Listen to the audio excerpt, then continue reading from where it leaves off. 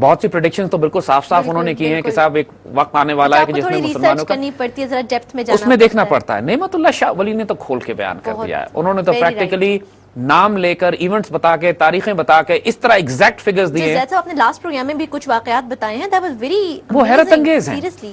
اور اللہ کے بندے اللہ کے دیے ہوئے نالج سے، اللہ کی دی ہوئے علم سے، کیونکہ یہ حضور صلی اللہ علیہ وآلہ وسلم کی اپنی سنت ہے کہ قیامت تک کے آنے والے تمام واقعات آپ نے بیان فرمائے ہیں. تمام احادیث کی کتابوں میں تمام مسلمان اسکالر حضور کی بتائی ہوئی احادیث مبارکہ کے تحت قیامت کی نشانیاں تلاش کرتے پھرتے ہیں، آخری دور کی نشانیاں دیکھتے ہیں. جو فتنے حضور نے بتایا کہ آنے والے دور میں یہ فتنے آئیں گے، وہ تمام آج کتابوں میں لکھے ہوئے ہیں، اور اسکالرز وہ تمام نشانیاں ویریفائی کرتے ہیں زمانے کو دیکھ کر کہ یہ واقعہ ہو چکا ہے یا نہیں ہوا، یا حضور نے اس کے بارے میں فرمایا تھا یہ ابھی آئندہ یا آنے والا واقعہ ہوگا. تو اللہ کے بندے جن کو سیر کہتے ہیں، صاحب بصیرت، صاحب نگاہ، یہ علم نجوم نہیں ہے. Let me verify this. یہ کوئی ستاروں کی چالوں سے حساب کتاب نہیں کیا جا رہا ہے. یہ انسپریشنز ہیں، یہ آمد ہے، یہ نزول ہے، یہ الہام ہے، اسپرچول ڈائمنشن. علامہ اقبال جو کہتے ہیں کہ جب ایک اللہ کا بندہ مرد آزاد جب صاحب الہام ہو جائے، پھر وہ اللہ تعالیٰ کی طرف سے دنیا میں کام کرنے کے قابل ہوتا ہے، اور اس کی بات، اس کا حکم اس دنیا میں جاری ہوتا ہے. آزاد بندے کو صاحب الہام ہونا پڑتا ہے، اللہ کی طرف سے خاص علم اس کو عطا ہوتا ہے جس کے تحت وہ آپریٹ کرتا ہے، بات کرتا ہے. یہ کوئی دین سے باہر بات نہیں ہے، یہ کوئی ایسی بات نہیں ہے کہ جو کفر کے دائرے میں جاتی ہو. اللہ کے بندوں کو اللہ بشارتیں، خوشخبریاں عطا کرتا ہے، روحانی طاقتیں دیتا ہے. وہ سیر ہوتے ہیں، اسپرچول ڈائمنشنز ان کی ہوتی ہیں، اور وہ خوشخبریاں دینے اور وارننگز دینے کے لیے ان باتوں کو بیان کرتے ہیں. جس کی ڈیوٹی لگے وہ ہر کوئی نہیں کرتا، اسی لیے ہم انہیں اللہ کا ولی کہتے ہیں. اور نعمت اللہ شاہ ولی ماشاءاللہ اس ڈیفینیشن پر اترتے ہیں، اور کئی سو برس سے مسلمان ان کو کوٹ بھی کر رہے ہیں. جیسے ہم نے کہا کہ سید احمد شہید اور شاہ اسماعیل شہید کی تحریک جو خالصتاً ایک جہادی دینی تحریک تھی، شاہ اسماعیل شہید نے بھی اپنی کتاب 40 میں اس کا ذکر کیا جو 1851 میں کلکتہ میں پبلش ہوئی تھی. آئی وڈ ریلی لائک کہ ہمیں اوریجنل نسخہ کہیں سے ان کے پرانے مل جائیں، جو ہاتھ کے لکھے ہوئے مخطوطات ہیں، ہینڈ ریٹن ڈاکومنٹس. ابھی تک ہمارے پاس اسکینڈ امیجز پہنچے ہیں، اوریجنل کتاب نہیں آئی ہے، لیکن انشاءاللہ وی آر اسٹل لوکنگ. لیکن جو ہمارے پاس آئے ہیں آج ہم ان کو وہاں سے لے کے چلتے ہیں جہاں سے ہم نے پچھلی دفعہ روکا تھا. ہم نے سکھوں کے بعد بابا گرو نانک کے بارے میں جو انہوں نے ذکر کیا تھا کہ وہ آئیں گے، اور اس کے بعد مغلوں کے دور کے حوالے سے شروع کرتے ہیں. مغلوں کے دور میں جب مغلوں کا دور آتا ہے تو نعمت اللہ شاہ ولی ان کے بارے میں کہتے ہیں کہ مغل جس طرح کی حکومت کریں گے اس میں عیش و نشاط، عشرت، عیاشی اور آرام طلبی ان کے وجود میں گھر جائے گی. وہ زیادہ آرام طلب ہو جائیں گے اور اپنے ترک طریقے جو ہیں، یعنی اپنے ترکیانہ طریقے جو ہیں ان کو بھلا بیٹھیں گے. دیکھیے جو فال آف دا مغل امپائر کے حوالے سے جب بھی ہمیں اسکول میں بھی تاریخ پڑھائی جاتی تھی تو اس کی وجوہات پوچھی جاتی تھیں کہ مغل امپائر کیوں تباہ ہوئی، اور اس کی پہلی وجہ یہی بتائی جاتی تھی کہ جب بابر ہندوستان میں داخل ہوا تھا تو وہ گھوڑے کی ننگی پیٹھ پر سواری کیا کرتا تھا، جفاکش تھا، فوجوں کی قیادت خود کیا کرتا تھا.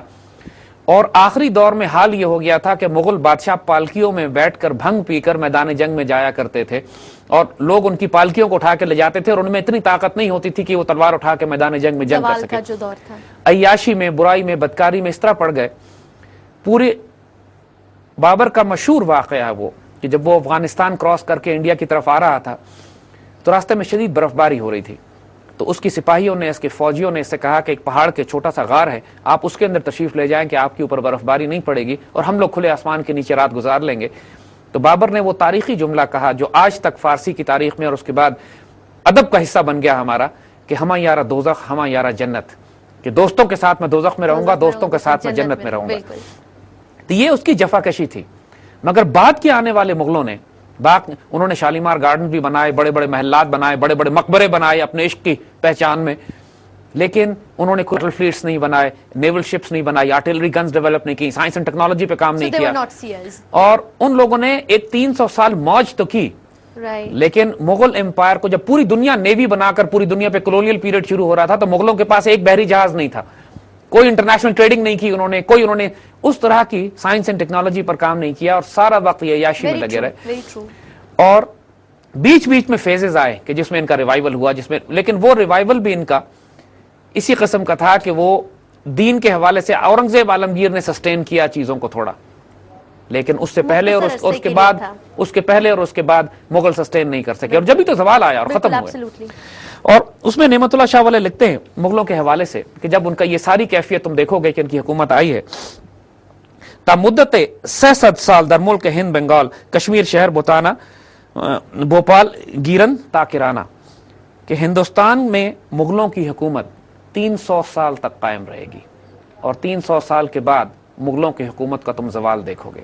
یعنی اگر آپ فگر دیکھیں تو 1527 سے 1857 کے درمیان کوئی 300 سال کے آس پاس کا وقفہ بنتا ہے. اس میں کچھ پیریڈ بیچ میں ایسے بھی آئے کہ جب مغلوں کی حکومت نہیں رہی تھی، یعنی جب ہمایوں جو ہے وہ بھاگ کے ایران چلا گیا تھا تو وہ پیریڈ تھے، تو 300 سال تقریباً پورے بن جاتے ہیں.